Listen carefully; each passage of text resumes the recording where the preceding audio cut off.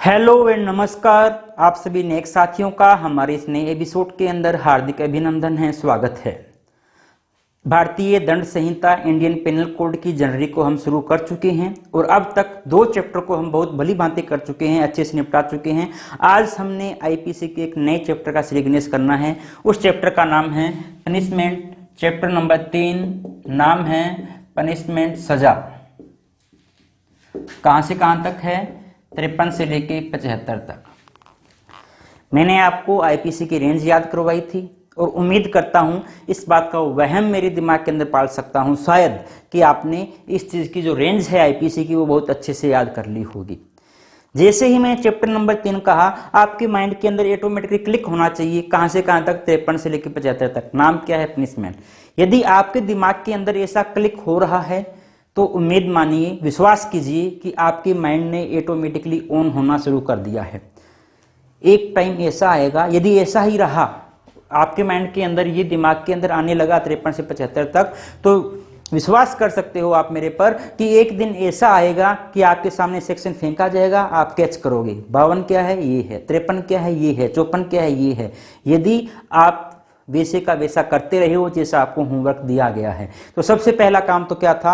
Range आपको याद करना है। और सजेशन दूंगा मैं आपको, जब भी आप क्रिमिनल कोड को ऐसा भी पढ़ना शुरू करो तो आपको जो तीनों हमारे मेजर क्रिमिनल कोड है, इंडियन पेनल कोड, सीआरपीसी तथा इंडियन एविडेंस एक्ट, इन तीनों की रेंज यदि आप याद कर सकते हो, नहीं करना ही आपको चाहिए। इन तीनों की यदि रेंज आपको याद है तो आपको इन एक्ट को पढ़ने में मजा ही दूसरा आएगा। आपको ध्यान से आप देखोगे कि आपका जो एक एक सेक्शन है कैसे याद होता जा रहा है तथा कैसे आप इंटर बेयर लिंकिंग जो कंपैरिजन है वो आप कर सकते हो, लिंकिंग आप कर सकते हो।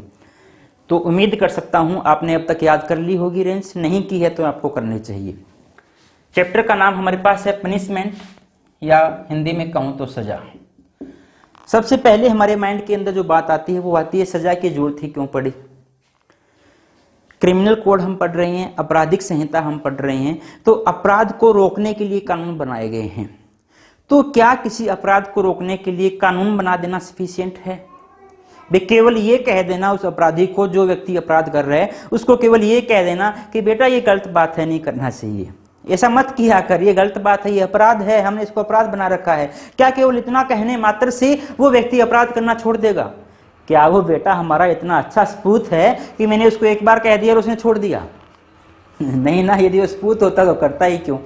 तो उसको जब तक हम सजा का भय नहीं दिखाएंगे, सजा का डर नहीं दिखाएंगे ना, तब तक वो व्यक्ति अपराध करना नहीं छोड़ेगा। तो सजा का डर दिखाने के लिए अपराधी व्यक्ति को हमने क्या बनाया है भाई? सजा का प्रावधान किया है। तो पूरे आईपीसी के अंदर या जो भी क्रिमिनल कोड हमारे पास है या सिविल कोड के अंदर भी हम देखते हैं कि डिफरेंट टाइप की सजा का प्रावधान किया गया है। तो इन्हीं सजा के बारे में हम पढ़ने वाले हैं हमारे चैप्टर नंबर 3 के अंदर।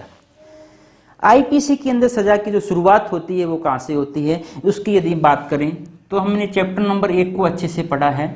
चैप्टर नंबर 1 नाम आते ही आपके दिमाग में आना चाहिए। चैप्टर नंबर 1 क्या है भाई? जो हमारा प्रस्तावना का पोर्शन होता है, प्रिलिमिनरी पार्ट होता है, वो है। सेक्शन कहां से कहां तक है? 1 से 5 तक है। इनमें तो हमने केवल ये पढ़ा था कि आईपीसी लागू कहां पर होगी, आईपीसी लागू कहां पर नहीं होगी, केवल इतना ही पढ़ा था। इसके अलावा तो हमने कुछ पढ़ा ही नहीं कि आईपीसी लागू कहां होनी है, कहां नहीं लागू होनी है। तो पनिशमेंट की तो इसके अंदर कहीं बात ही नहीं आई भाई। इसी तरह से यदि चैप्टर नंबर 2 की मैं बात करता हूं, चैप्टर नंबर 2 हमारे पास कहां से कहां तक था? 6 से लेकर 52A तक, यही था, शायद आपको याद आ रहा होगा। क्या था भी? जनरल एक्सप्लेनेशन, सामान्य परिभाषाएं जो है, सामान्य स्पष्टीकरण जो है, इसके अंदर परिभाषाएं दी गई थी, स्पष्टीकरण दिया गया था, रूल ऑफ इलिस्ट्रेशंस दिए गए थे, निर्वचन के नियम दिए गए थे। इसके अंदर भी हमने कहीं भी सजा के बारे में बात नहीं की। यदि चैप्टर नंबर 3 की मैं बात करता हूं, कहां से कहां तक है? ऊपर लिखा हुआ भी है 53 से लेकर 75 तक। चैप्टर का नाम ही क्या है भाई? पनिशमेंट है या सजा है। लेकिन यदि चैप्टर नंबर 3 को जैसे जैसे हम आगे आगे पढ़ते चले जाएंगे वैसे वैसे हमें इस बात का पता चलता जाएगा। चैप्टर नंबर 3 के अंदर कहीं भी स्पेसिफिक सजा का प्रावधान नहीं किया गया है कि आपको इस ऑफेंस के लिए 3 साल की सजा मिलने वाली है, फला ऑफेंस के लिए आपको 400 रुपए की सजा मिलने वाली है, फाइन मिलने वाली है। इस तरह की कहीं भी बात नहीं की गई है। तो यहाँ पे किस चीज की बात की गई है सर? जब सजा की बात नहीं की गई है, यहां पर बात की गई है सजा सुनाते टाइम किन किन नियमों को ध्यान में रखना है, किन किन रूल्स को ध्यान में रखना है, उन सब की बात की गई है। पहली बात, सजा सुनाते टाइम किन किन रूल को ध्यान रखना है। दूसरी बात, सजा को जब एग्जीक्यूशन किया जाएगा उसके टाइम किन किन रूल को ध्यान में रखना है। वो जो रूल है उन नियमों के बारे में यहाँ पर बात की जाती है। यहाँ पर स्पेसिफिक सजा की बात नहीं की गई। डाउट है सर? क्वेश्चन है जी मेरा, क्या क्वेश्चन है सर? एक ऐसा सेक्शन आता है 75 जिसके अंदर उन्होंने बताया है आपको या तो LI मिलेगी या आपको 10 साल तक की सजा दी जा सकती है। सेक्शन का नाम भी बता देता हूं, एनहांस पनिशमेंट।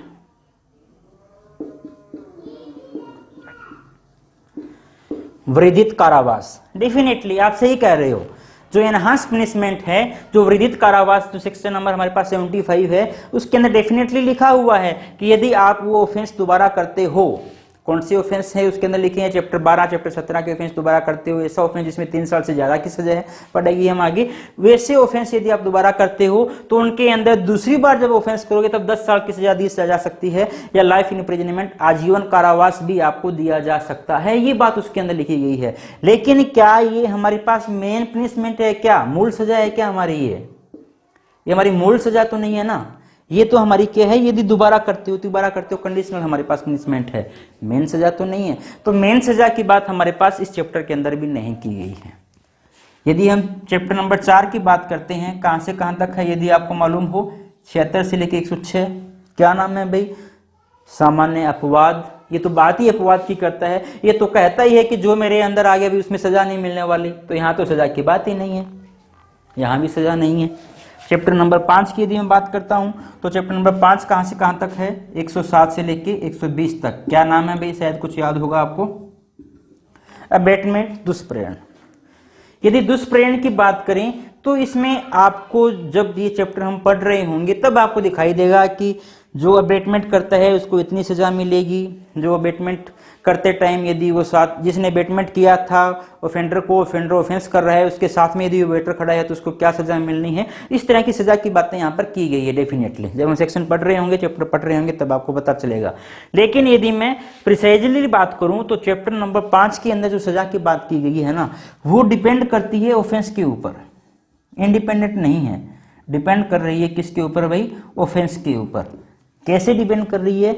जब तक आपने दुष्प्रेरण किसी अपराध का नहीं किया, किसी ऑफेंस का अबेटमेंट आपने नहीं किया, तब तक आपको सजा नहीं मिल सकती। तो सजा देने के लिए, या यहाँ पर सजा जो है हमारे पास, अपराध हमारा तब माना जाएगा अबेटमेंट जब हम किसी अपराध के लिए अबेटमेंट करते हैं। यदि आपने अपराध के लिए अबेटमेंट नहीं किया तो सजा की बात ही नहीं होती। और ये अपराध हमारे पास कहाँ आएंगे? अपराध हमारे पास आगे आने वाले चैप्टर के अंदर आएंगे। तो यहाँ भी मैं सजा की बात नहीं, एक बात में दिमाग में मैंने कहा कि यहाँ पर अबेटमेंट जो है डिपेंड करती है सजा किसके ऊपर? ऑफेंस के ऊपर। इसका मतलब ये आप कतई मत निकाल लेना कि ऑफेंस होगा तभी अबेटमेंट माना जाएगा, ऐसी बात नहीं है। आपने अबेटमेंट कर दिया तो जो जिस व्यक्ति को आपने अबेटमेंट किया है वो व्यक्ति चाहे उस ऑफेंस को करे या नहीं करे, वो मायने नहीं रखता हमारे लिए, उसको साइड में कर दो। आपने किसी अपराध का दुष्प्रेरण किया है तो आपको सजा मिलेगी। उस व्यक्ति ने अपराध किया या नहीं किया वो बात की बात है, आपको सजा मिलेगी। लेकिन यहाँ मैं क्या कहना चाह रहा था? यहाँ ये कहना चाह रहा था कि जो आपका दुष्प्रेरण है वो कम से कम किसी अपराध के लिए होना चाहिए। यदि आपने अपराध के अलावा किसी और चीज के लिए अबेटमेंट किया है तो आपको सजा नहीं मिलेगी, इसलिए डिपेंडेंसी है इसकी।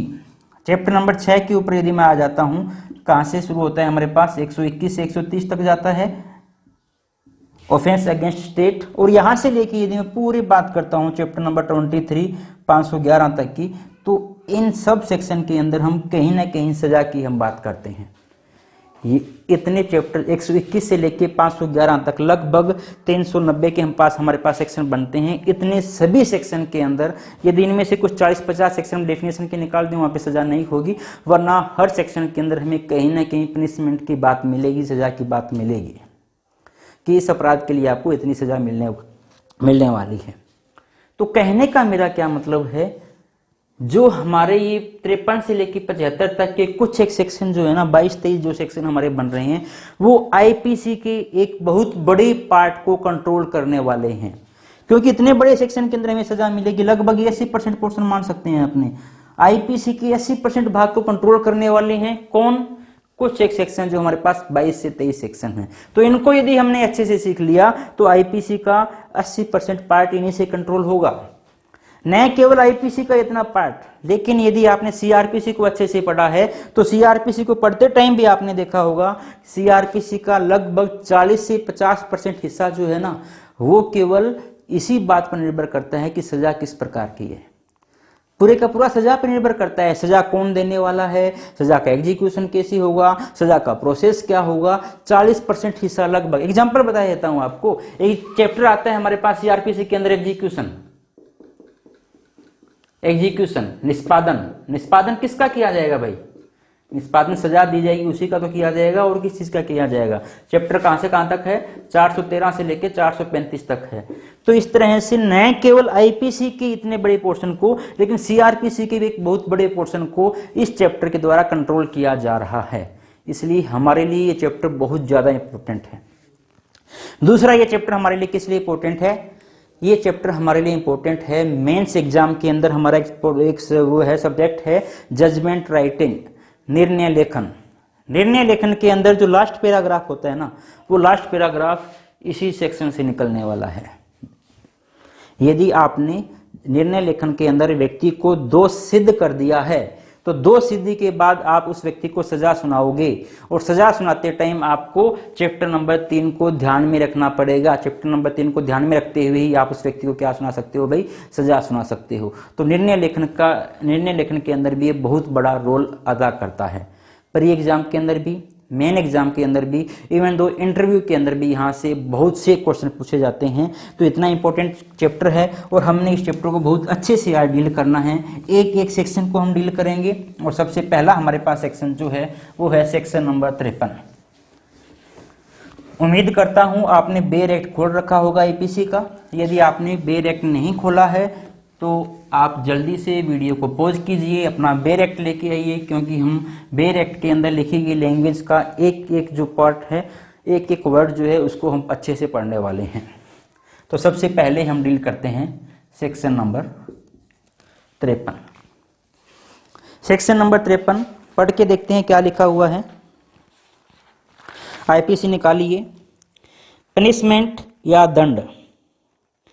अपराधी इस संहिता के उपबंधों के अधीन जिन दंडों से दंडनीय हैं वे निम्नलिखित हैं।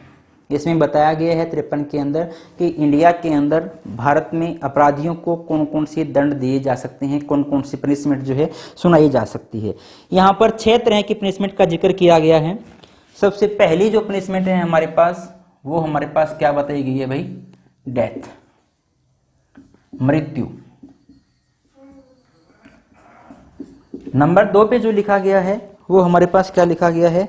आजीवन कारावास या इम्प्रिजनमेंट फॉर लाइफ। मैं इसको शॉर्ट फॉर्म के अंदर LI लिख देता हूं, लाइफ इम्प्रिजनमेंट। सही इसके लिए वर्ड क्या है? इम्प्रिजनमेंट फॉर लाइफ, आजीवन कारावास।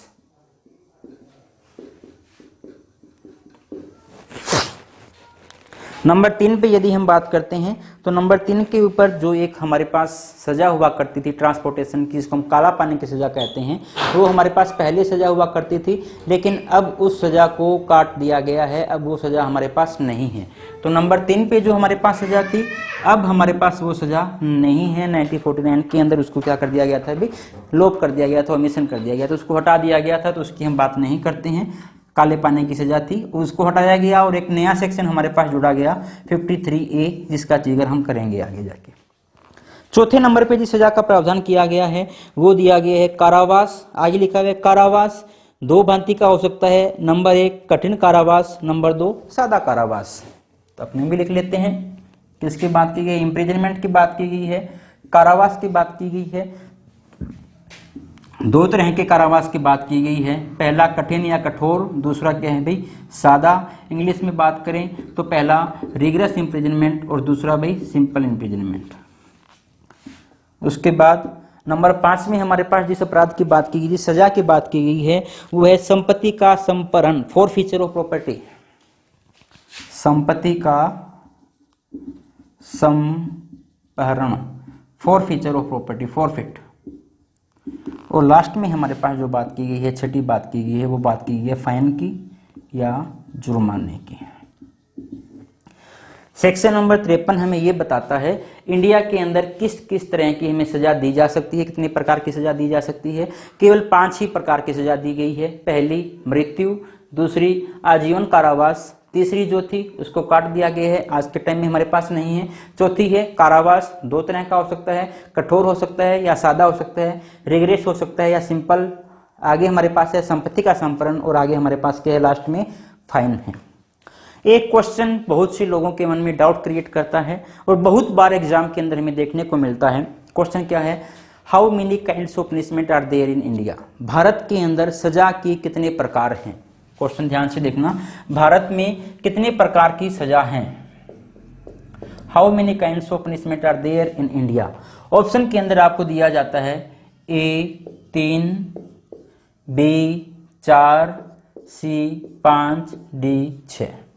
ध्यान से देखना, क्वेश्चन है हमारा how many kinds of punishment are there in India. यह भारत में कितने प्रकार की सजा का प्रावधान आईपीसी में किया गया है।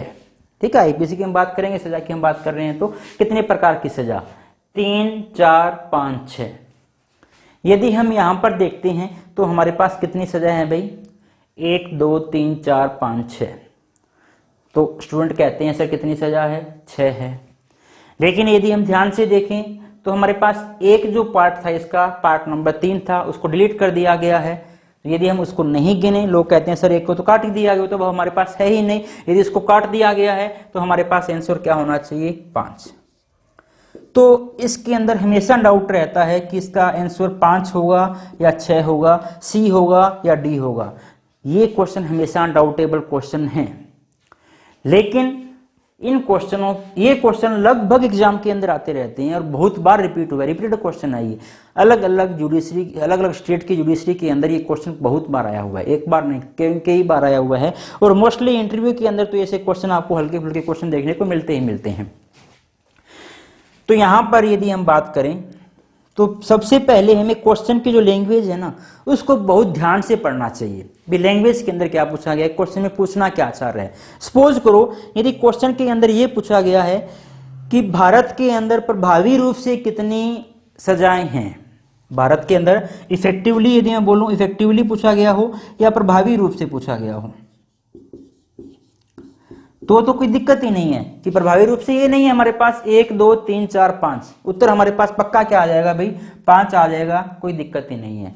दूसरा, यदि हमसे ये पूछा गया हो कि आईपीसी के अंदर कुल कितनी सजाओं का प्रावधान किया गया है, यहाँ पे था इफेक्टिवली, इफेक्टिवली हमारे पास डेफिनेटली 5 है। लेकिन यदि पूछ लिया गया कुल कितनी तरह की सजाओं का प्रावधान किया गया है, तो हमारा आंसर क्या होना चाहिए, 6 होना चाहिए। सर कैसे 6 कैसे हो गया, सर 5 ही होगा, ये तो है ही नहीं। ध्यान से देखना, हम यदि आईपीसी की बात करते हैं और आपसे यदि कोई पूछ ले सर आईपीसी के अंदर धाराएं कितनी है, किसी ने पूछ लिया आपसे आईपीसी के अंदर कितने सेक्शन है, कितनी धाराएं हैं, आप क्या कहोगे, सीधा कहोगे 511 कहोगे ना, यही कहोगे। आपसे पूछ लिया कॉन्स्टिट्यूशन ऑफ इंडिया के अंदर कितने सेक्शन, कितने आर्टिकल हैं, 395। सीआरपीसी के अंदर कितनी धाराएं हैं, तो आप क्या बता रहे हो, जो लास्ट पॉइंट जो हमारे पास है आप उसकी बात कर रहे हो। क्या आईपीसी के अंदर आज 511 धाराएं हैं क्या? आईपीसी के अंदर बहुत सी धाराएं ऐसी है जिनको डिलीट कर दिया गया। आज के चैप्टर के अंदर ही हम देखेंगे 5-6 धाराएं तो ऐसी है जो केवल आज के चैप्टर में डिलीट कर दी गई है। ऐसे डेफिनेशन के अंदर हमने देखा था बहुत सी धाराएं डेफिनेशन के अंदर डिलीट कर दी गई थी, है ना। क्वीन जो थी, रानी कौन है, उसकी डेफिनेशन को डिलीट कर दिया गया था। ब्रिटिश इंडिया क्या है, उसकी डेफिनेशन को डिलीट कर दिया गया था। तो बहुत से सेक्शन डिलीट कर दिए गए। तो यदि कोई हमसे पूछता है कि आईपीसी के अंदर कितनी धाराएं हैं, तो हम 511 बताते हैं या हम उनको गिन गिन के बताते हैं, ये हट गया, ये हट गया, ये हट गया। और इसी तरह से बहुत सी नई जोड़ दी गई हैं, जैसे मैंने अभी आपको बताया 53 नई जोड़ी गई है। तो क्या हम जो हटा दी गई है उनको काटते हैं, जोड़ी गई है उनको जोड़ते हैं, उसके बाद हम बताते हैं कि आईपीसी के अंदर इतनी धाराएं हैं, या हम सीधा बता देते हैं 511? हम सीधा बता देते हैं 511। जो लास्ट पॉइंट है हम सीधा लास्ट पॉइंट के ऊपर जाते हैं कि 511 हैं। तो यदि आपसे पूछ लिया गया हो कुल कितनी है, तो कुल के अंदर तो भाई आपको पूरे की पूरी गिननी ही पड़ेगी, कोई दो राय नहीं है। तीसरी लैंग्वेज जो मैंने आपको पहले कहा था, सीधा आपसे पूछा जा सकता है, न उसने प्रभावी रूप से पूछी है, न उसने कुल पूछी है, उसने पूछ ली है आईपीसी के अंदर कितनी धाराएं हैं, कितने प्रकार की धाराएं हैं, सीधा पूछ लिया, इन दोनों वर्ड में से कुछ भी नहीं है, तो भी मेरा सजेशन यही रहेगा कि आप उत्तर क्या दे के आना भाई, 6 ही दे के आना।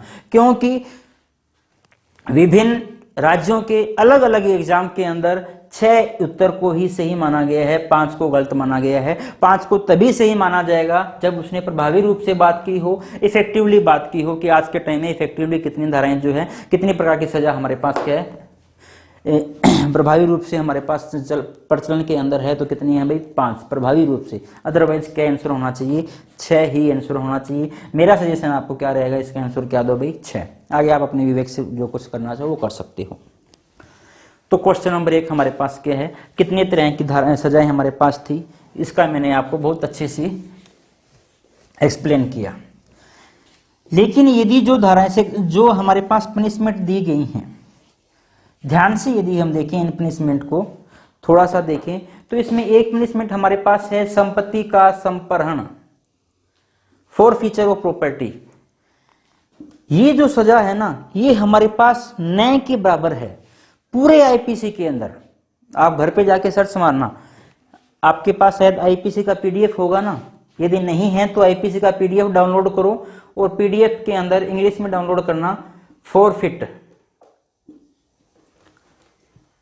क्योंकि फॉरफीचर को आप कर रही हो सर्च, फॉरफिट वर्ड लिखना और सर्च करना।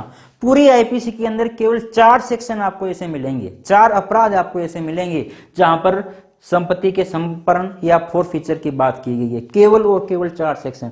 तो 511 सेक्शन में से केवल 4 सेक्शन है, न के बराबर हम मान सकते हैं। एग्जाम्पल बता देता हूं आपको कहां कहां मिल रही है।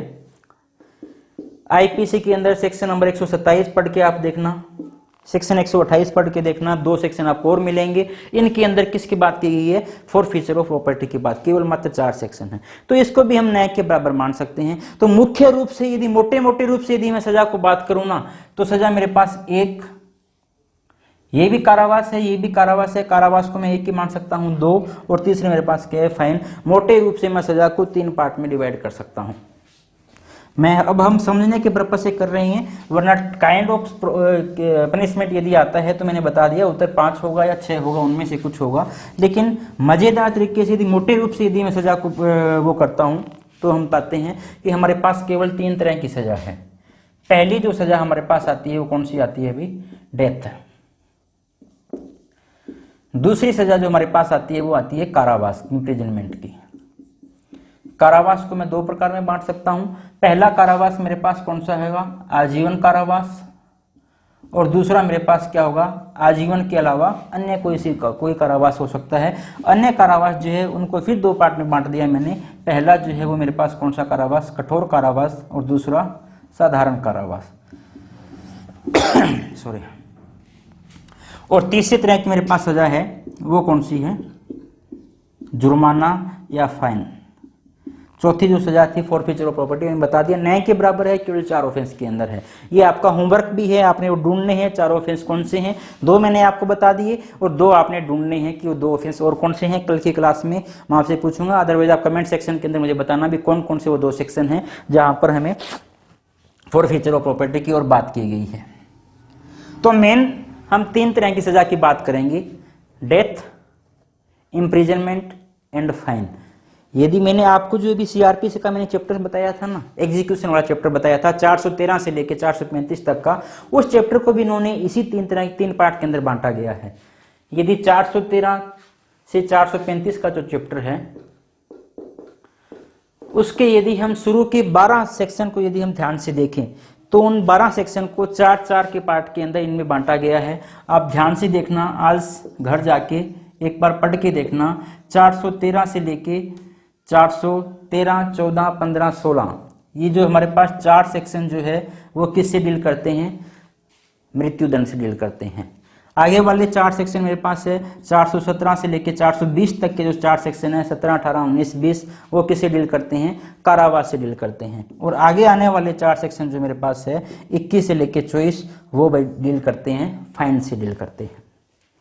हम थोड़ा थोड़ा आइडिया लेते हैं डेथ के बारे में थोड़ा सा हम आइडिया लेते हैं, कारावास के बारे में थोड़ा सा आइडिया लेंगे, जुर्माने के बारे में, और उसके बाद फिर हम आगे अगले सेक्शन के बारे में पढ़ेंगे। यदि हम कारावास की हम बात करें तो स्पष्ट लिखा हुआ है कारावास दो टाइप का होगा, आजीवन कारावास तथा अन्य, जिसको हमने दो पार्ट में बांट दिया, कठोर और साधारण। साधारण कारावास के अंदर क्या है भाई, आपको कुछ नहीं करना, आराम से बैठे रहना है, जेल के अंदर जाके रोटी खानी है, सोना है, आपकी मर्जी है, नहाओ दो खाओ पियो ऐश करो। लेकिन यदि कठोर कारावास यदि आपको दिया गया है, इसको दूसरी भाषा में सश्रम कारावास भी कहा जा सकता है। आपको वहां पर जाके काम करना पड़ेगा, फ्री में रोटी नहीं देने वाली सरकार आपको। यहाँ पे तो फ्री में सब कुछ दिया जाता है, आपसे काम नहीं करवाया जाता, लेकिन यहाँ पर आपसे काम करवाया जाता है। यदि कठोर कारावास आपको दिया गया है, रिग्रेस इंप्रिजनमेंट यदि आपको दिया गया है, तो वहां पर क्या है, काम करना पड़ेगा। मोस्टली हम फिल्मों में देखते हैं ना, आटा पीसने वाली चक्की पीस रही होती हैं, पहाड़ तोड़ रहे होती हैं, वो किस टाइप का कारावास है भी, कठोर कारावास। हाँ, ये अलग बात है, यदि कठोर कारावास की आपको सजा मिली गई है तो आपको कुछ न कुछ वो पेमेंट करते हैं, आपने जो काम किए है उसके बदले में आपको पैसे दिए जाते हैं। दूसरा कारावास हमारे पास है आजीवन कारावास। आजीवन कारावास का मतलब क्या है, आजीवन कारावास का मतलब यही है, till the last breath of your life, आपके जीवन की अंतिम सांस तक आपको कारावास के अंदर रखा जाएगा। यदि आपको क्या मिला हुआ है भाई, आजीवन कारावास। आजीवन कारावास सिंपल होगा या कठोर होगा, ये आपसे क्वेश्चन है कि जो आजीवन कारावास है वो सिंपल कारावास होता है या कठोर कारावास होता है।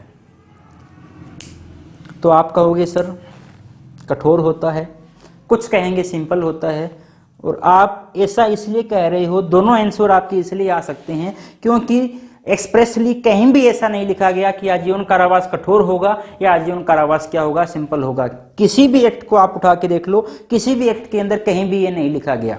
शुरू के अंदर बहुत दिक्कत आई थी इस बात को समझने में कि आजीवन कारावास कैसा होता है, लेकिन उसके बाद सर्वोच्च न्यायालय ने, भारत का सुप्रीम कोर्ट ऑफ इंडिया ने इस बात का निर्वचन कर लिया कि आजीवन कारावास जो है वो कैसा होगा भाई, हमेशा कठोर कारावास होगा, रिग्रेस इंप्रिजनमेंट ही होगा।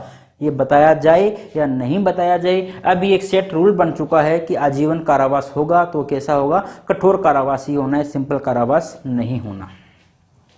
हम बात करते हैं, थोड़ी सी हम बात करते हैं डेथ के बारे में, उसके बाद हम बात करेंगे फाइन के बारे में, और फिर हम आ जाएंगे अपने अगले सेक्शन के बारे में। डेथ पेनल्टी जो है, मृत्यु दंड जो है, उसके बारे में कुछ एक बातें बड़ी मजेदार है, वो सीखनी हमारे लिए बहुत जरूरी है। सबसे पहले तो हमारे दिमाग के अंदर आता है, जितनी भी हमने सजाएं लिखी थी वो सब सजा के बारे में हमारे दिमाग में आना चाहिए कि ये सजा कौन कौन दे सकता है। सीआरपीसी के अंदर एक चैप्टर आता है, चैप्टर नंबर 3, 26 से लेकर 35 तक सेक्शन है, पावर ऑफ कोर्ट के बारे में बात की गई है। उसमें हमें लिखा आता है कौन कौन सा कोर्ट कौन कौन सी सजा दे सकता है। सेक्शन नंबर 28 है उसके अंदर, सीआरपीसी का सेक्शन नंबर 28, सीआरपीसी का सेक्शन नंबर 28 जो हमें बताता है कि जो डेथ सेंटेंस है वो केवल और केवल या तो हाई कोर्ट के द्वारा दी जा सकती है या सेशन कोर्ट के। सुप्रीम कोर्ट नहीं लिखा हुआ या सेशन कोर्ट लिखा है भाई। जो मृत्यु दंड की सजा है वो या हाई कोर्ट के द्वारा दी जा सकती है या किसके द्वारा दी जा सकती है भाई, सेशन कोर्ट के द्वारा दी जा सकती है। लेकिन एक कंडीशन लगाई गई है कि यदि सेशन कोर्ट ने यदि डेथ पेनल्टी की सजा दी है तो उसको सजा को हाई कोर्ट के पास भेजना पड़ेगा, किसके लिए, कन्फर्मेशन के लिए। जब तक हाई कोर्ट उस सजा को कंफर्म नहीं कर देता तब तक डेथ पेनल्टी जो सेशन कोर्ट ने दी थी वो लागू नहीं हो सकती, उसका एग्जीक्यूशन नहीं किया जा सकता, उसको नहीं माना जाएगा। हाई सेशन कोर्ट ने सुना दी फांसी की सजा, उसके बाद आपको कहाँ जाना पड़ेगा, हाई कोर्ट जाना पड़ेगा। उस सेशन कोर्ट अपने आप फाइल हाई कोर्ट भेज देते हैं, फाइल हाई कोर्ट जाती है, हाई कोर्ट से कंफर्मेशन मिलता है, उसकी भी एक लिमिट है, अभी इतने दिनों के अंदर मिलना चाहिए, मिल जाता है। मोस्टली हाई कोर्ट कंफर्म करता ही करता है, उस सजा को सत्यापित करता ही करता है। जैसे ही हाई कोर्ट के द्वारा सजा को कंफर्म किया गया आपको फांसी की सजा मिल जाती है। लेकिन कौन सा कोर्ट दे सकता है, सीआरपीसी सेक्शन 28 के तहत केवल और केवल हाई कोर्ट और सेशन कोर्ट फांसी की सजा दे सकते हैं, इनके अलावा किसी तीसरे कोर्ट को ये राइट नहीं है। सीजीएम कोर्ट तो आपको पता है केवल 7 साल तक की सजा के मामले में बात कर सकते हैं, या हर कोर्ट का अपना अपना जुरिडिक्शन है कि कितने सजा के मामलों के बारे में सुनवाई कर सकता है या सजा दे सकता है, ये आपको पता है।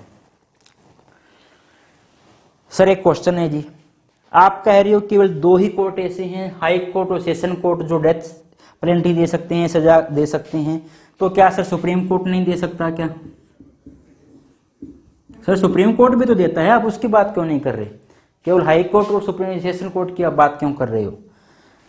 तो मेरे साथियों, आप मुझे ये बताओ कि क्या सुप्रीम कोर्ट का जो ओरिजिनल ज्यूरिडिक्शन है उसके अंदर ये बात है कि वो क्रिमिनल केसेस को सुन सकता है?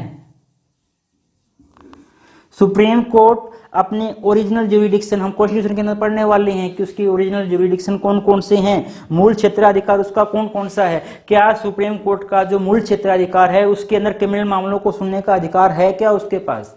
उसके पास अधिकार है ही नहीं। क्रिमिनल मामलों को सुनने का अधिकार या तो सेशन कोर्ट के पास है या हाई कोर्ट के पास है। हाई कोर्ट की अपील जरूर सुप्रीम कोर्ट के पास जा सकती है, लेकिन ये उसका अपीलीय अधिकार है, ये उसका ओरिजिनल ज्यूरिडिक्शन नहीं है। इसलिए हम हाई सुप्रीम कोर्ट की बात नहीं कर रहे हैं, केवल और केवल किसकी बात कर रहे हैं भाई? हाई कोर्ट और सेशन कोर्ट की बात कर रहे हैं। अब यहां पर एक इंटरेस्टिंग फैक्ट मैं आपको बताना चाहता हूं, ध्यान से देखना। यदि हाई कोर्ट ने सजा सुनाई है, यदि सजा किसने सुनाई है? हाई कोर्ट ने सजा सुनाई है, तो उसका क्या होगा भाई? दो आपके पास रेमेडी है। आप या तो कहां जाओ, सुप्रीम कोर्ट में जाओ और आप क्या कर दो? अपील कर दो सुप्रीम कोर्ट में जाके। यदि आपने सुप्रीम कोर्ट में जाके अपील नहीं की है तो सजा का क्या हो जाएगा भाई? एग्जीक्यूशन हो जाएगा, निष्पादित कर दी जाएगी सजा, आपको फांसी दे दी जाएगी। यदि सेशन कोर्ट ने सुनाई है तो भी आपके पास दो रेमेडीज है, या तो आप क्या कर सकते हो? हाई कोर्ट के अंदर अपील कर सकते हो, या अपील क्या होगा? उस सजा को कंफर्मेशन के लिए कहां भेज दिया जाएगा भाई? हाई कोर्ट के अंदर भेज दिया जाएगा। ध्यान से देखना, सेशन कोर्ट ने सजा सुनाई, सेशन कोर्ट ने सजा सुनाई किस चीज की? फांसी की सजा सुना दी। सेशन कोर्ट की सजा को, फांसी की सजा को कंफर्मेशन के लिए कहां भेज दिया गया भाई? हाई कोर्ट भेज दिया गया। हाई कोर्ट ने सजा को क्या कर दिया? कंफर्म कर दिया। क्वेश्चन मेरा ये है कि क्या हाई कोर्ट के द्वारा कंफर्म की गई सजा की अपील हाई कोर्ट के अंदर की जा सकती है या नहीं? समझ रहे हो? सेशन ने सजा सुनाई, सेशन की सजा की अपील कहां होती है भाई? हाई कोर्ट के अंदर होती है। लेकिन यदि सेशन फांसी की सजा सुना रहा है तो उसको हमें कहां भेजना पड़ेगा भाई? हाई कोर्ट में भेजना पड़ेगा। हाई कोर्ट उस सजा को क्या करेगा? कंफर्म करेगा। तो क्या जिस कोर्ट ने सजा को कंफर्म किया है, जिस कोर्ट ने कहा है कि फांसी की सजा सही है, क्या उसी कोर्ट के अंदर हम दोबारा क्या कर सकते हैं? अपील कर सकते हैं या नहीं कर सकते? मेरा क्वेश्चन ये है। यदि ऐसा होता कि हम इसकी सजा को यहां पर अपील नहीं कर पाते तो हमारे पास एक रेमेडी खत्म हो जाती, एक उपचार जो हमारा है, एक हमारा राइट ही खत्म हो जाता।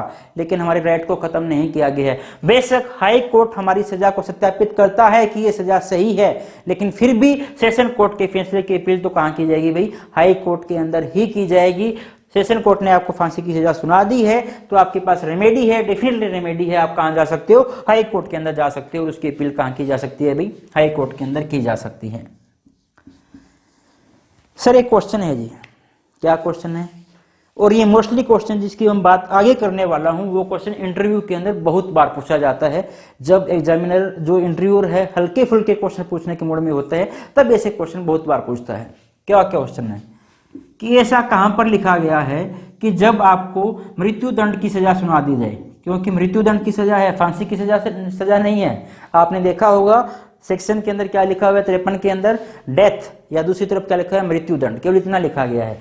तो यदि आपको मृत्यु दंड की सजा सुनाई जाती है किसी अपराधी को, तो यह कहां पर लिखा गया है कि उसको फांसी दी जाएगी?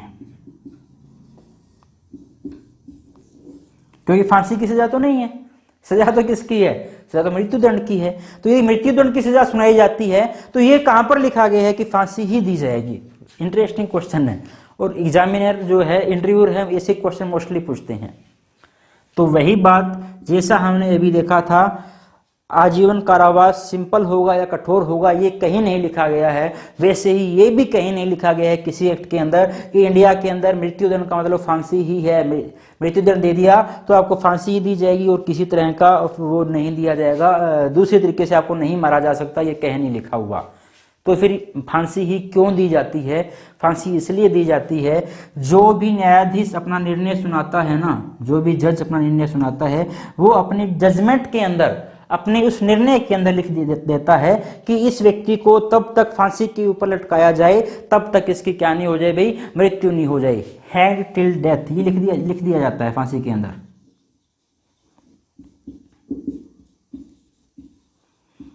तो ये और कहीं नहीं, ये जजमेंट के अंदर लिखा जाता है कि तब तक उसको फांसी पे लटकाना है, तब तक उसके गले में रस्सी डाल के फांसी पे लटकाना है, जब तक कि उस व्यक्ति की क्या नहीं हो जाए भाई, मृत्यु नहीं हो जाए। इंटरेस्टिंग फैक्ट है, कहीं भी नहीं लिखा हुआ कि इंडिया के अंदर फांसी ही मृत्यु दंड का मतलब फांसी है। जजमेंट के अंदर जज लिखता है कि इसका मतलब क्या है, और ये परंपरा बन चुकी है भाई हमारी कि जज ही लिखता है, जजमेंट के अंदर ही ऐसा लिखा जाता है। जो फांसी की सजा हमारी है या मृत्यु दंड की सजा है, इसके मामले में एक हमारे पास बड़ा ही फेमस केस है, जिस केस का नाम है Bachchan Singh versus state of Punjab. याद रखना है आपको ये case, Bachchan Singh versus state of Punjab. Bachchan Singh versus state of Punjab, इस मामले में सर्वोच्च न्यायालय ने जब अपना निर्णय सुनाया तो उस निर्णय सुनाते हुए कहा कि जो फांसी की सजा है या जो मृत्यु दंड की सजा है वो इंडिया के अंदर रेयरेस्ट टू रेयरेस्ट केस के अंदर दी जा सकती है। हर केस के अंदर फांसी की सजा नहीं दी जाएगी, क्योंकि जिंदगी जो है वो हमारे लिए अमूल्य है। क्या बताया इस कोर्ट के अंदर, केस के अंदर, दुर्लभतम से दुर्लभतम मामले में, और ये एक सेट रूल बन चुका है भाई, ये कानून ही बन चुका है कि फांसी की सजा जो है वो रेयरेस्ट टू रेयरेस्ट मामले के अंदर दी जाएगी। हर मामले के अंदर फांसी की सजा नहीं दी जा सकती। आपने देखा होगा बहुत कम हमारे पास ऐसे मामले होते हैं जिनके अंदर क्या है फांसी की सजा दी गई है, और आज के टाइम में हमारे पास केवल वो ही मामले जो मर्डर से संबंधित मामले होते हैं उन्हें फांसी की सजा का प्रावधान है, लेकिन हर 302 के अंदर फांसी नहीं दी जाती।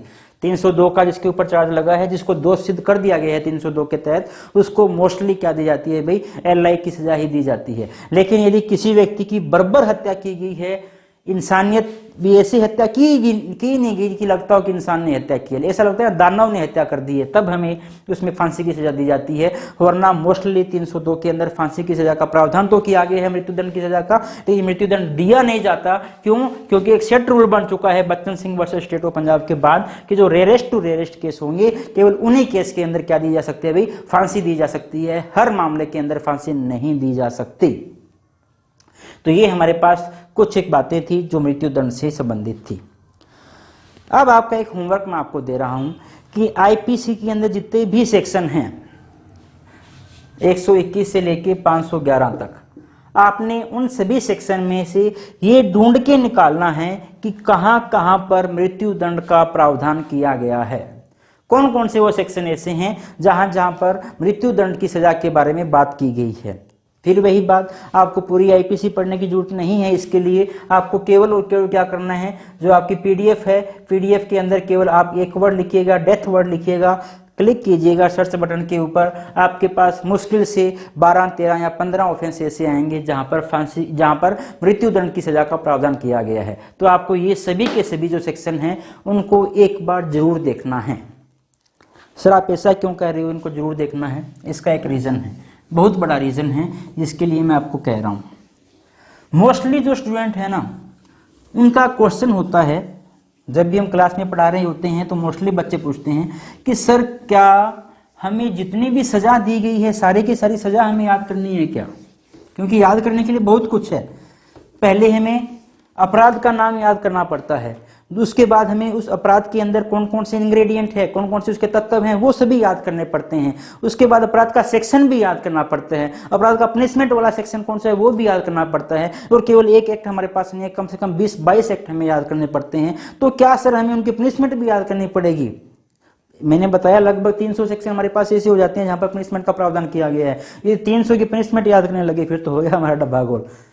300 की पनिशमेंट न कभी पूछी जाती है, न याद करनी है, और न किसी को याद हो सकती है। हमेशा याद रखना, हमने सभी सेक्शन की पनिशमेंट याद नहीं करनी। पनिशमेंट कौन कौन सी याद करनी है उसके बारे में मैं आपको एक ट्रिक बताता हूं कि केवल आपने क्या क्या याद करना है। अब तक जितने एग्जाम हुए हैं उनसे ये पता चलता है कि आगे आने वाले एग्जाम के अंदर भी ऐसा ही होना है कि जो कहीं भी यूनिक सजा की यदि बात की गई है, यदि कहीं पर भी कुछ एक यूनिक, कुछ एक स्पेसिफिक, कुछ अलग हटके यदि सजा की बात की गई है ना, केवल वही सजाएं पूछी गई है। जब भी क्वेश्चन आया है तो केवल उन्हीं सेक्शन में से आया है जो दूसरे सेक्शन से कुछ हट के बात कर रहा था। हट के कहाँ कहाँ बात होती है, तो मैं बताता हूँ आपको कौन कौन सी ऐसी सजाएं हैं जिनको आपको याद करना चाहिए। उनको तो याद करना ही चाहिए, उनको आप नहीं छोड़ोगे। और यदि आप उनको देखोगे, मैं आपको लिस्ट बता देता हूँ, और यदि आप उनको सर्च करोगे ना आईपीसी के अंदर, तो मुश्किल से 20 से 25 या 30 ऐसी आपको सजाएं मिलेगी, सेक्शन ऐसे मिलेंगी जिनको आपको याद करने की जरूरत है। अदरवाइज और सेक्शन को आपको याद करने की जरूरत है ही नहीं। और सबसे पहले तो मैंने आपको बता दिया कौन से, ऐसा हर वो सेक्शन जहां पर मृत्युदंड का प्रावधान किया गया है उसको आपको याद करने की जरूरत है। जब मृत्युदंड का प्रावधान कहां कहां पर, इसको आप सर्च करो ना, तो एक स्मार्ट तरीका आप अपनाना, ये सेक्शन तो आप लिखो ही लिखो, साथ ही साथ उसको चैप्टर वाइज लिखना भी कौन कौन से चैप्टर के अंदर मृत्युदंड के लिए कौन कौन से सेक्शन हैं। तो आप पूरी आईपीसी के अंदर केवल आपको 2 या 3 ही चैप्टर ऐसे मिलेंगे, पूरी आईपीसी के अंदर केवल 2 या 3 ही चैप्टर आपको ऐसे मिलेंगे जहां पर डेथ पेनल्टी की बात की गई है, और चैप्टर के अंदर बात ही नहीं की गई है। तो आपने बहुत बड़ा पोर्शन तो आप वैसे ही छोड़ दोगे। तो चैप्टर के साथ साथ अब उसको याद करो भी कौन सा चैप्टर है, इसके अंदर ये कौन सा अपराध है, इसके अंदर मृत्युदंड क्यों है। थोड़ा सा आपने दिमाग लगाया तो आपके माइंड के अंदर आना शुरू हो जाएगा और याद होना भी शुरू हो जाएगा। अल्टरनेट हमारा, आखिर हमारा मकसद तो क्या है भाई, हमें सेक्शन याद होना चाहिए, है ना। तो सबसे पहले तो जहां जहां पर मृत्युदंड की बात की गई है उन सभी सेक्शन को हमें पढ़ना पड़ेगा। दूसरा, कुछ हटके क्या है, ओनली LI, कुछ चुनिंदा 4-5 सेक्शन हमारे पास ऐसे हैं जहां पर बात करता है केवल आजीवन कारावास की। लिखा होगा the offender shell be punished with life of imprisonment of life, अपराधी जो है आजीवन कारावास से दंडित किया जाएगा। ओनली LI, वैसे तो ओनली LI और ओनली डेथ एक हमारे पास सेक्शन था, सेक्शन 303 आप देखोगे। सेक्शन 303 क्या कहता है, इसके अंदर आपको केवल और केवल जो मृत्युदंड की सजा दी जा सकती है। एक मिट्ठू सिंह का एक केस था जिसके अंदर सुप्रीम कोर्ट ने इस सेक्शन को क्या कर दिया भाई, रद्द कर दिया, निरस्त कर दिया। क्यों निरस्त कर दिया, आपको पता होगा, यदि जब भी किसी व्यक्ति को दोषी साबित किया जाता है, जब भी किसी व्यक्ति की दोष सिद्धि हो जाती है, तो उस दोष सिद्धि के बाद, अपराधी घोषित होने के बाद जरूरी है सजा के ऊपर सुनवाई करना, हियरिंग ऑफ पनिशमेंट। यदि किसी केस के अंदर आप किसी व्यक्ति को दोष सिद्ध कर देते हो तो दोष सिद्धि के बाद सजा के ऊपर सुनवाई की जाती है। जब तक सजा के ऊपर सुनवाई नहीं की जाएगी तब तक उसको एक फेयर ट्रायल नहीं कहा जा सकता। ये हमारा फंडामेंटल राइट है, सजा के ऊपर सुनवाई करना। लेकिन यदि सेक्शन के अंदर ये लिख दिया, जैसे 303 के अंदर क्या लिखा हुआ था कि आपको केवल और केवल क्या मिल सकती है भाई, फांसी की सजा मिल सकती है, केवल और केवल आपको मृत्युदंड ही मिल सकता है। तो यदि यही लिखा हुआ मृत्युदंड ही मिल सकता है तो सजा पे सुनवाई क्या करोगे, बात ही खत्म होगी ना। सुनवाई तो तब होगी ना भी, या तो ये मिल सकता है या ये मिल सकता है, आपके पास एक रेंज हो भी, इसमें से कुछ दिया जा सकता है, तब तो सुनवाई करोगे। यहाँ पे तो ऑप्शन ही नहीं था, सीधा लिखा हुआ था मृत्युदंड दिया जाएगा, तो बात ही खत्म। तो 303 को क्या कर दिया गया, हटा दिया गया। लेकिन वो एप्रोप्रिएट केस था, उसके अंदर इसको हटा दिया गया। लेकिन ऐसे अभी भी हमारे पास कुछ एक सेक्शन है जहां पर लिखा गया है केवल और केवल क्या मिल सकता है भाई, लाइफ इम्प्रिजनमेंट मिल सकती है, LI मिल सकती है। जब भी सुप्रीम कोर्ट के साथ एप्रोप्रिएट केस आएगा तो सुप्रीम कोर्ट या तो इसको चेंज करेगा या उस सेक्शन को डिलीट कर देगा, कुछ ना कुछ करने वाला है। लेकिन अभी हमारे पास ऐसे सेक्शन है क्योंकि इसमें भी हमारे पास पनिशमेंट की बात जो है, हियरिंग ऑन पनिशमेंट की बात यहाँ पे भी लागू नहीं हो रही है, केवल LI की बात। लेकिन ऐसे सेक्शन हमारे पास हैं, इसलिए हमें पढ़ना पड़ेगा। दूसरा, हमें यह पढ़ना पड़ेगा जहां पर केवल और केवल RI की बात की गई है, रिग्रेस इम्प्रिजनमेंट। मोस्टली जब हम सजाएं पढ़ेंगे आगे तो लिखा होगा कि बोथ काइंड ऑफ पनिशमेंट, दोनों में से किसी एक प्रकार की सजा दी जा सकती है। मतलब आपको कठोर कारावास भी दिया जा सकता है और साधारण कारावास भी दिया जा सकता है। लेकिन कुछ चुनिंदा सेक्शन हमारे पास ऐसे होंगे जिसमें लिखा होगा केवल और केवल कठोर कारावास ही दिया जा सकता है, सिंपल कारावास नहीं दिया जा सकता। इसी तरह से कुछ एक चुनिंदा सेक्शन हमारे पास ऐसे होंगे जहां पर लिखा होगा केवल और केवल क्या है भाई, सिंपल कारावास दिया जा सकता है, कठोर कारावास नहीं दिया जा सकता। तो ये भी हमें पढ़ना पड़ेगा। पहले डेथ वाले पढ़ने पड़ेंगे, दूसरा केवल LI वाले पढ़ने पड़ेंगे, केवल RI वाले पढ़ने पड़ेंगे, केवल SI वाले पढ़ने पड़ेंगे। और 5वें नंबर पे हमें उन सेक्शन को भी याद रखना पड़ेगा। ये मुश्किल से 4-4, 5-5 मिलेंगे, वैसे ज्यादा नहीं मिलेंगे यदि आप सर्च मारोगे। ये वर्ड आप सर्च मारना, only imprisonment of life, only rigorous imprisonment, only simple imprisonment, only fine. Mostly section के अंदर आपको क्या मिलता है, इतना कारावास तथा जुर्माना, या कारावास या जुर्माना, या कारावास या जुर्माना दोनों, ठीक है ना, इस तरह की बातें लिखी होती है। लेकिन कुछ एक सेक्शन हमारे पास ऐसे मिलेंगे जिसमें केवल और केवल फाइन की बात की गई है। इसका एग्जांपल बहुत अच्छा एग्जांपल है और बहुत बार एग्जाम के अंदर आया हुआ है, आईपीसी सेक्शन 290। आईपीसी का ये 290 नंबर आप सेक्शन पढ़ोगे, चैप्टर 14 का सेक्शन है। इसके अंदर क्या लिखा हुआ है, आपको केवल और केवल 200 रुपए का जुर्माना, यदि आप नेग्लिजेंसी करते हो, रेजिडुअल नेग्लिजेंसी है जो अब तक डिफाइन नहीं की, ऐसी नेग्लिजेंसी करते हो तो कितना जुर्माना भाई, केवल 200 रुपए की फाइन, स्पेशल है ना भाई, केवल आपको 200 रुपए की फाइन ही दी जा सकती है, 200 रुपए तक की फाइन भाई, 200 रुपए तक की फाइन ही दी जा सकती है, आपको सजा का प्रावधान नहीं है, कोई कारावास हो ही नहीं सकता, कितना मर्जी आप 200 नंबर के अंदर आपको चलते रहो, 200 रुपए तक की आपको फाइन दी जा सकती है। स्पेशल था, केवल फाइन वाला केस था, कई बार पूछ लिया गया है। और छठा जो है इंपॉर्टेंट है, ये आपको याद करना है, ऐसे सेक्शन जिनके अंदर आपको मिनिमम सजा भी दी गई हो।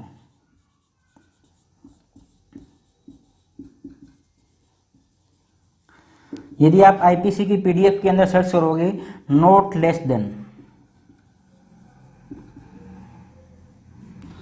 तो आपके पास कुछ एक चुनिंदा सेक्शन ऐसे आ जाएंगे जिसके अंदर इस बात का प्रावधान होगा कि आप इससे कम सजा की बात, मिनिमम सजा का मतलब है भी इससे कम सजा आप नहीं दे सकते। एग्जाम्पल के लिए जब सजा आप पढ़ोगे ना तो आपके पास कैसे लिखी होगी, इस तरह से लिखी जाएगी, मे एक्सटेंड टू, एक तरीका है सजा को लिखने का कि यहां तक, मे एक्सटेंड टू 3 ईयर, इसका मतलब है आपको 3 साल तक की कोई भी सजा दी जा सकती है, 1 साल भी दिया जा सकता है, 2 साल भी दिया जा सकता है, 2.5 साल भी दिया जा सकता है, कितना भी दिया जा सकता है।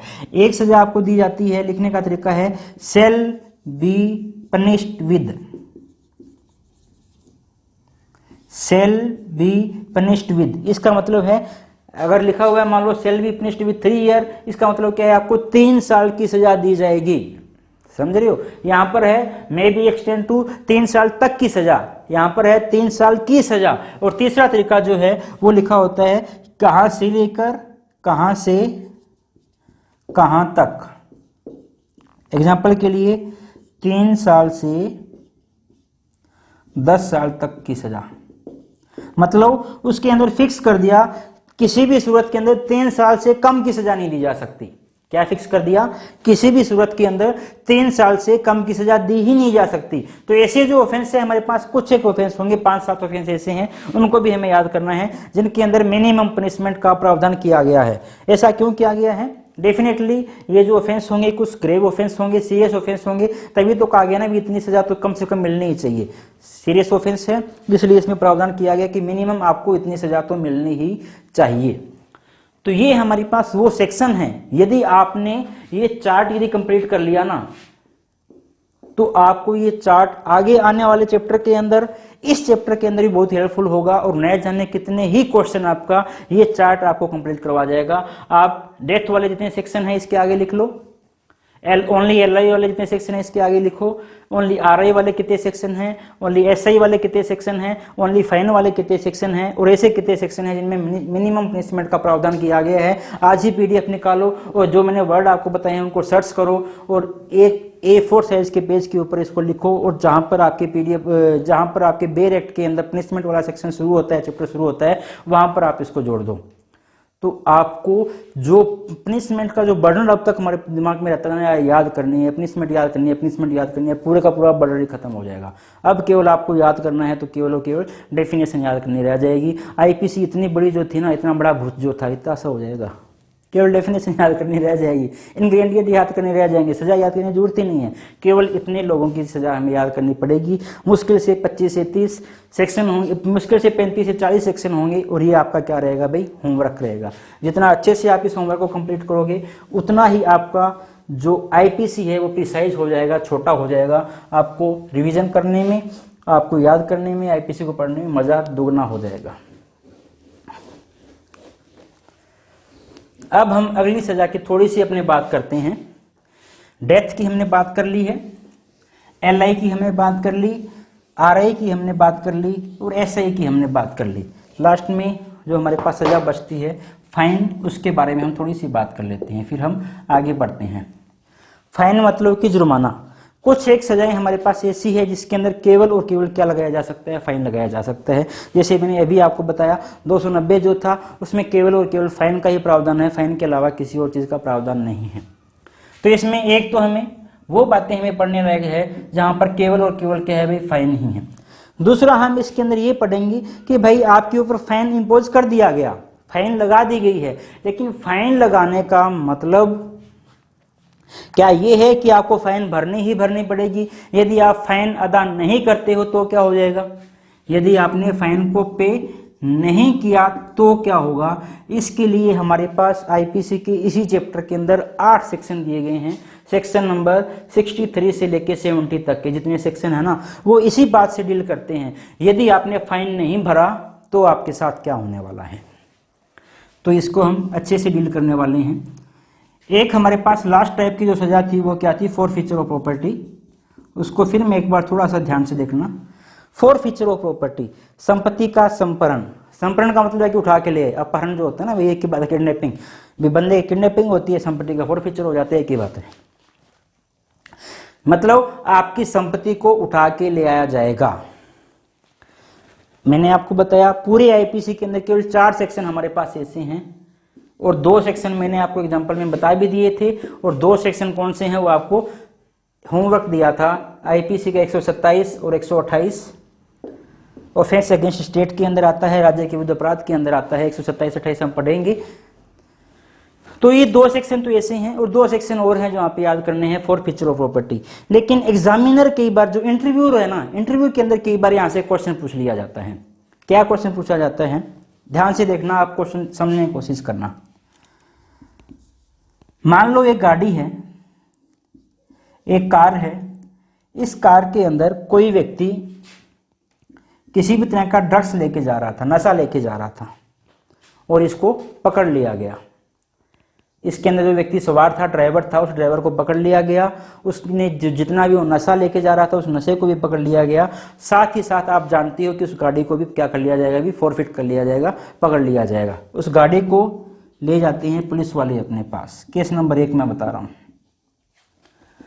केस नंबर 1 क्या है, नारकोटिक्स डिपार्टमेंट ने नशे को ले जाने वाले एक व्यक्ति को उसकी गाड़ी सहित क्या कर लिया भाई, गिरफ्तार कर लिया। व्यक्ति तो गिरफ्तार हो गया, लेकिन उसकी जो प्रॉपर्टी है वो क्या हुई है भाई, फॉरफिट हुई है।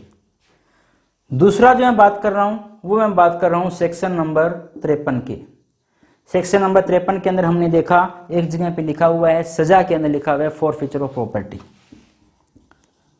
तो यहां भी फॉरफीचर ऑफ प्रॉपर्टी की बात हो रही है और यहां भी जो प्रॉपर्टी जीप है भाई, कार है, जो प्रॉपर्टी तो है, यहां भी क्या हुआ है, फॉरफीचर हुआ है। मेरा क्वेश्चन ये है, यहां जो फॉरफीचर हुआ है और यहां जिस फॉरफीचर की बात की गई है, क्या दोनों एक ही बात है या अलग अलग बात है? क्वेश्चन समझिए आप क्या कहना चाहता हूं। जो पुलिस ने यहां पर उसकी जीप को फॉरफीचर कर लिया, संप्रहित कर लिया उसकी जीप को, और यहां पर सेक्शन नंबर 53 के अंदर जिस फॉरफीचर की बात की गई है, क्या ये दोनों चीजें एक ही है या अलग अलग है? आपने कुछ सोचा होगा। एक अपने एग्जाम होता है, क्लेट का एग्जाम होता है ना, उसके अंदर क्लेट के एग्जाम के अंदर एक सब्जेक्ट है लॉजिकल लीगल रीजनिंग। ठीक है, लॉजिकल लीगल। तो ये जो बातें हैं ना, ये वही बात है, ये लॉजिकल रीजनिंग है आपकी भाई, कि ये और ये एक ही है या अलग अलग चीजें हैं। ध्यान से देखना। 53 के अंदर यदि मैं बात करता हूं, 53 हमारे पास क्या है, एक सजा है। 53 हमारे पास क्या है, एक पनिशमेंट है, एक सजा है। सजा कब सुनाई जाती है? सजा सुनाई जाती है जब आपकी दोषी हो जाती है, आपकी दोष सिद्धि हो जाती है। जब आपको एक्यूज बना दिया जाता है ना, आपकी दोष सिद्धि हो जाती है, तब आपको सजा सुनाई जाती है। यहां की यदि मैं बात करता हूं तो यहां पे जो पुलिस ने आपकी जीप को पकड़ा है, तो क्या आपकी दोष सिद्धि हो चुकी है? क्या आपको सजा सुनाई गई है? क्या यहां पर सजा तो नहीं सुनाई गई ना। यहां पर उस जीप को पकड़ा गया है, वो किसका पार्ट है भाई, इन्वेस्टिगेशन का पार्ट है। तो पुलिस जब भी किसी चीज को फोरफीचर करती है वो इन्वेस्टिगेशन का पार्ट होता है, और आपको पता है इन्वेस्टिगेशन के अंदर जितनी भी प्रॉपर्टी को फोरफिट किया जाता है उस प्रॉपर्टी को आईपीसी के अंदर एक हमारे पास एक चैप्टर आता है, चैप्टर नंबर 34 है, 451 से लेकर 459 तक, disposal of property. Disposal of property, संपत्ति का वहन नाम से एक चैप्टर है हमारा, डिस्पोजल ऑफ प्रॉपर्टी। तो जो भी प्रॉपर्टी इन्वेस्टिगेशन के दौरान फोरफिट की गई है उस प्रॉपर्टी को तो आईपीसी के चैप्टर नंबर 34 451 से 459 के तहत क्या कर दिया जाता है, डिस्पोज कर दिया जाता है। यदि उसको कहीं बेचना है तो बेच दिया जाता है, उसके मालिक को देना है तो उसके मालिक को दे दिया जाता है, जैसे भी उसको क्या करना है उसका व्ययन करना है वैसे उसको डिस्पोज कर दिया जाता है, उसको रखा नहीं जाता। यहाँ वाली प्रॉपर्टी डिस्पोज कर दी जाएगी, लेकिन सेक्शन नंबर 53 के अंदर जिस प्रॉफिट की बात की गई है वो वापस देने के लिए बात नहीं की गई है, वो क्या है भाई, उसकी सजा है। तो ये 53 में फोरफीचर जो है और पुलिस द्वारा की गई फोरफीचर दोनों एक बात नहीं है, दोनों क्या है भाई, अलग अलग बात है। इंटरव्यू के अंदर पूछा जाने वाला और पूछा गया, हजारों बार पूछा गया क्वेश्चन है कि if these forfeiture are the same और डिफरेंट, तो ये दोनों क्या है भाई, डिफरेंट है। एक तरफ हमारे पास सजा की बात की गई है, दूसरी तरफ इन्वेस्टिगेशन के अंदर होने वाली बात है। सजा तब दी जाएगी जब आपकी दोष सिद्धि हो जाएगी, लेकिन इन्वेस्टिगेशन किसका हिस्सा है भाई, ट्रायल का हिस्सा है। तो पूरे का पूरा पनिशमेंट वाला चैप्टर जो है तभी हमारे पास एक्शन के अंदर आएगा जब हमारे पास सजा सुना दी जाएगी, दोष सिद्धि हो जाएगी और उसके बाद सजा पे सुनवाई हो रही होगी। उससे पहले चैप्टर नंबर 3 का कोई रोल हमारे पास नहीं है। तो ये जो हमने पढ़ा वो पढ़ा सेक्शन नंबर 53, जिसमें हमने 5 प्रकार की जो प्रभावी रूप से हमारे पास सजाएं हैं, या कुल हमारे पास 6 प्रकार की सजाएं थी, उनके बारे में बात की। अब मेरे पास chapter number 50 section number 53A। Section number 53A जो है वो उसी सेक्शन की जगह जोड़ा गया जिसको डिलीट किया गया था, काले पानी की सजा जिसको हम कहते हैं, या ट्रांसपोर्टेशन की सजा। बहुत कुछ लिखा गया है इस चैप्टर के अंदर, लेकिन आज की यदि हम बात करते हैं, आज की डेट में ये सेक्शन जो है 53A हमारे पास निष्क्रिय हो चुका है। तो जितना कुछ लिखा गया है उतना कुछ ज़्यादा पढ़ने की हमें जरूरत नहीं है। केवल आप एक बात याद रख लो, जो ट्रांसपोर्टेशन की सजा थी, या मैं कह दूं जो काला पानी की सजा थी, उस काले पानी की सजा को चेंज कर दिया गया किसके अंदर भाई, एलआई के अंदर। केवल आप एक बात याद रख लो, और कुछ याद रखने की जरूरत नहीं है, केवल इतना याद रख लो आपके लिए काफ़ी है, पूरा पढ़ने की जरूरत नहीं है, क्योंकि आज के टाइम में ये किसी भी तरह से हमारे पास प्रभावी नहीं है। जब जोड़ा गया था तब प्रभावी था, क्यों था, 1949 के अंदर इसको जोड़ा गया था, तो उससे पहले कुछ लोगों को काले पानी की सजा दी गई थी। लेकिन आज के टाइम में किसी व्यक्ति को किसी भी कानून के अंदर काले पानी की सजा नहीं है, जिनको दी गई थी उनकी पूरी हो चुकी होगी, इसलिए आज ही हमारे पास इंपॉर्टेंट नहीं है, तो हमें इसको ज़्यादा डिटेल में पढ़ने की जरूरत नहीं है। अब हम जाते हैं आगे सेक्शन नंबर 54 के पास, 54 में क्या कहते हैं, मृत्यु दंडादेश का लघुकरण। 54 में क्या लिखा हुआ है भाई,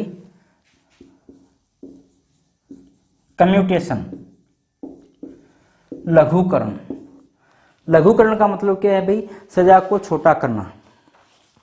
लघुकरण का मतलब क्या है, सजा को छोटा करना। जब भी हम सजा को छोटे करने की हम बात करेंगे तो हमारे दिमाग के अंदर क्या क्या आता है।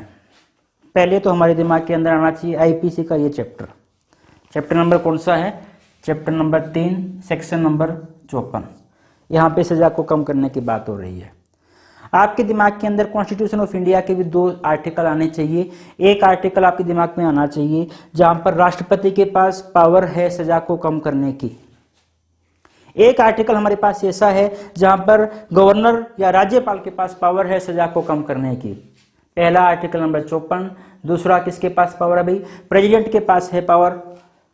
तीसरा पावर किसके पास है, गवर्नर के पास है। और एक हमने पढ़ा था सेक्शन सीआरपीसी का 306, याद करो मैंने 306 जब सीआरपीसी का एक एग्जांपल दिया था, मैंने 3 इडियट मूवी का एग्जांपल दिया था ना, वो मैंने ईरानी उसको कहता है, जो राजू रस्तोगी है उसको कहता है कि तू जो लेटर है उसके अंदर ये लिख दे कि जो ऑफेंस करने वाला था उस टाइम मेरे साथ रणछोड़दास चांचड़ अवेलेबल था, उपस्थित था, मैं जितनी भी सजा देनी है उस व्यक्ति को दे दूंगा और तुझे क्या कर दूंगा, फ्री कर दूंगा। माफ दिया जा रहा है ना, सजा कम में तो की जा रही है। CrPC chapter 306 CRPC chapter 306, IPC chapter 54, इन सभी के अंदर कहीं ना कहीं सजा कम की जा रही है। यहाँ तो हम देखेंगे 54, 55 दो हमारे पास सेक्शन ऐसे हैं जहां पे कम की जा रही है। प्रेसिडेंट भी कम करता है, गवर्नर भी कम करता है, और 306 के अंदर भी कम की गई है।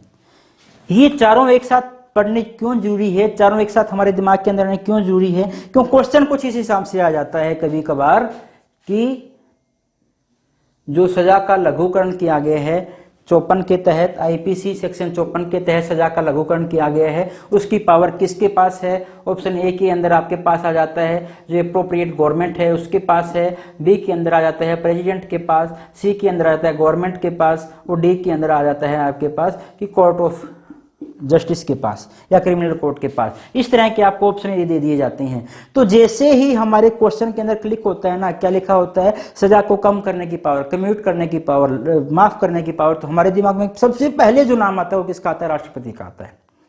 और हम ऐसे क्वेश्चन के अंदर उत्तर क्या लगा के आ जाते हैं भाई? राष्ट्रपति लगा के आ जाते हैं। लेकिन ध्यान से देखना 54 और 55 के अंदर जो पावर दी गई है वो किसी और को दी गई है। यहाँ पर जो पावर दी गई है कॉन्स्टिट्यूशन ऑफ इंडिया के अंदर जो पावर दी गई है राष्ट्रपति को भी दी गई है, गवर्नर को भी दी गई है। कौन कौन से आर्टिकल है उनको पढ़ेंगे कॉन्स्टिट्यूशन ऑफ इंडिया के अंदर। और सीआरपीसी के अंदर जो पावर दी गई है, 306 के अंदर जो पावर दी गई है वो कोर्ट को पावर दी गई है। यहाँ पर गवर्नमेंट को पावर नहीं दी गई है, यहाँ पे पावर गवर्नमेंट को दी गई है। तो 4 जगह पे होती है, चारों जगह पे अलग अलग व्यक्तियों को पावर दी गई है सजा को कम करने की। और कैसे कैसे कम कर सकते हैं उनकी पावर भी सभी की अलग अलग पावर है। कुछ बिल्कुल माफ कर सकता है, कुछ कम कर सकता है, कुछ सजा की प्रवृत्ति चेंज कर सकता है, क्या क्या कर सकते हैं हमको डिटेल में पढ़ने की जरूरत है। लेकिन सभी को यदि आप एक साथ पढ़ लोगे इन चारों को तो आपका किसी भी सूरत के अंदर कोई भी क्वेश्चन कभी गलत नहीं होगा। वरना सजा के लघुकरण की जहां पे हमारे पास बात आती है हम सीधा टिक मार के आ जाते हैं राष्ट्रपति और -1 लेके आ जाते हैं।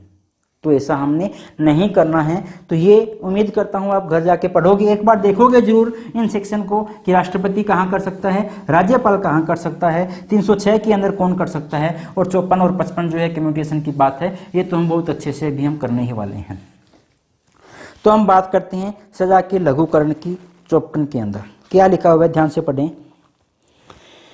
54 कहता है मृत्यु दंडादेश का लघुकरण, और 55 कहता है आजीवन कारावास के दंडादेश का लघुकरण, commutation of the sentence of death और commutation of the sentence of imprisonment for life. 54 पढ़ता हूं क्या लिखा गया है। हर मामले में जिसमें मृत्यु दंड का दंडादेश दिया गया हो उस दंड के अपराधी की सम्मति के बिना भी समुचित सरकार द्वारा इस संहिता द्वारा उपबंधित किसी अन्य दंड में लघुकृत किया जा सकता है। ध्यान से देखो 54 क्या कह रहा है हमारे पास, कहता है commutation of death. Commutation of death लिखा हुआ है, सबसे पहले डेथ की सजा होनी चाहिए। डेथ की सजा को कम कौन कर सकता है भाई? पहला पॉइंट लिखा हुआ है एप्रोप्रिएट गवर्नमेंट, समुचित सरकार। और ये समुचित सरकार कौन होगी, एप्रोप्रिएट गवर्नमेंट कौन होगी, ये आगे हमारे पास डिफाइन किया गया है 55A के अंदर। डिफाइन कहाँ किया गया है भाई? 55A के अंदर। और उसके अकॉर्डिंग समुचित सरकार हमारे पास क्या होगी? समुचित सरकार हमारे पास सेंट्रल गवर्नमेंट भी हो सकती है और स्टेट गवर्नमेंट भी हो सकती है। सेंट्रल गवर्नमेंट कब हो सकती है? सेंट्रल गवर्नमेंट हो सकती है यदि किसी व्यक्ति को सेंट्रल गवर्नमेंट के किसी बनाए गए कानून के तहत सजा सुनाई गई है, तब तो समुचित सरकार हमारे पास क्या है? सेंट्रल गवर्नमेंट है। और यदि जो सजा सुनाई गई है वो स्टेट गवर्नमेंट द्वारा बनाए गए कानून के तहत सुनाई गई है तो एप्रोप्रिएट गवर्नमेंट हमारे पास क्या है भाई? स्टेट गवर्नमेंट है। क्या सेंट्रल गवर्नमेंट कब है? सेंट्रल गवर्नमेंट द्वारा बनाए गए, या सेंट्रल गवर्नमेंट के एक्ट में लिखता हूं सेंट्रल गवर्नमेंट के एक्ट के द्वारा सजा। और एसजी कब है हमारे पास? जब स्टेट गवर्नमेंट के एक्ट के द्वारा सजा यदि उसको सुनाई गई है तो एप्रोप्रिएट गवर्नमेंट हमारे पास सेंट्रल गवर्नमेंट होगी, या हमारे पास क्या होगी भाई? स्टेट गवर्नमेंट होगी। तो पहली बात लिखी गई है यदि आपको डेथ पेनल्टी सुनाई गई है, फांसी की सजा सुनाई गई है, और फांसी की सजा के अंदर जो समुचित सरकार है वो समुचित सरकार क्या कर सकती है? सजा को कम कर सकती है। कैसे कर सकती है? इसमें एक बात लिखी गई है, अपराधी की सहमति के बिना, जो ऑफेंडर है उसकी सहमति के बिना